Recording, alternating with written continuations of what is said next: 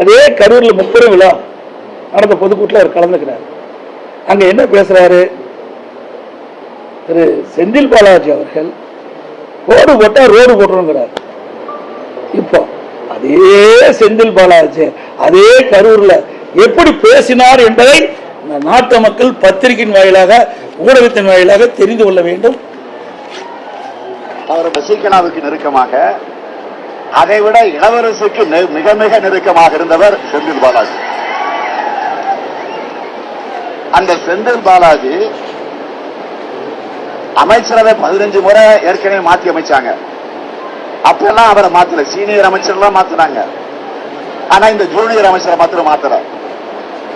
இடையில அந்த அம்மா ஜெயிலுக்கு போனப்போ யார முதலமைச்சராக தேர்ந்தெடுக்கலாம்னு சொல்றப்போ அந்த பட்டியலில் இவர் இருந்தாருங்க. இவர் கெட்ட கேடு செந்தில் பாலாஜி பேர் இருந்துச்சுங்க. அப்போ இதான் வேண்டிய.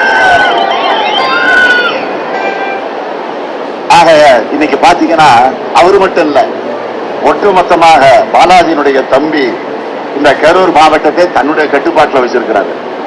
கட்டுப்பாடுனா கொள்ளையடிக்கிறதுல, ஊழல் செய்யறதுல, லஞ்சம் வாங்குறதுல அந்த கட்டுப்பாட்டில் வச்சிருக்கிறார். ஆள் கடத்தல், நில அபகரிப்பு புகார்கள் எல்லாம் இன்னைக்கு நீதிமன்றத்தில் இருக்கு. அதே மாதிரி பேருந்துகளுக்காக ஒரு கருவி வாங்கினாங்க, டிக்கெட் கொடுக்கறதுக்கு ஒரு கருவி, ஜிஎஸ்பி கருவி. அந்த கருவியில ஊழல் நடந்திருக்குன்னு சட்டமன்றத்தில் நான் தான் ஆதாரத்துடன் எடுத்து பேசினேன். இது வரைக்கும் முறையான மறுப்பு கிடையாது.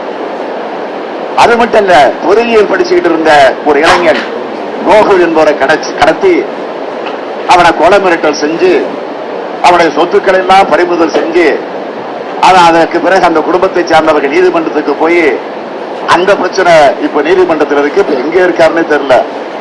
அந்த கோகுல் தலைமறைவாகி எங்க இருக்கிறார் என்று தெரிய முடியாத நிலையில இன்றைக்கு இருந்து கொண்டிருக்கு. அது மட்டுமா, அது மாதிரி நிறைய இருக்குது. இப்படிப்பட்டவரை யார் சொன்னது? இன்றைய முதலமைச்சர் அன்றைய தினம் திரு செந்தில் பாலாஜி அவர்கள் அவர் அமைச்சராக இருந்த பொழுது, அவர் எதிர்கட்சியில் திராவிட முன்னேற்ற கழக தலைவர் திரு ஸ்டாலின் இருந்த பொழுது சொன்ன கருத்து. இப்போ அதுக்குள்ளேயே புனிதமாயிட்டாரா? இப்போ எத்தனை வழக்கு அவர் மீது, எவ்வளவு பிரச்சனை? அவரே ஊழல்வாதின்னு சொன்ன பிறகு அந்த ஊழல்வாதிக்கு இவர் எப்படி அமைச்சர் கொடுத்தாரு? நாம சொல்லல, திரு ஸ்டாலின் அவர்கள் சொன்ன கருத்து நீங்க எல்லா பத்திரிகையில ஊடகத்திலும் வந்திருக்கு. நினைவூட்டத்தான் இதை நான் கொண்டாடுறேன்.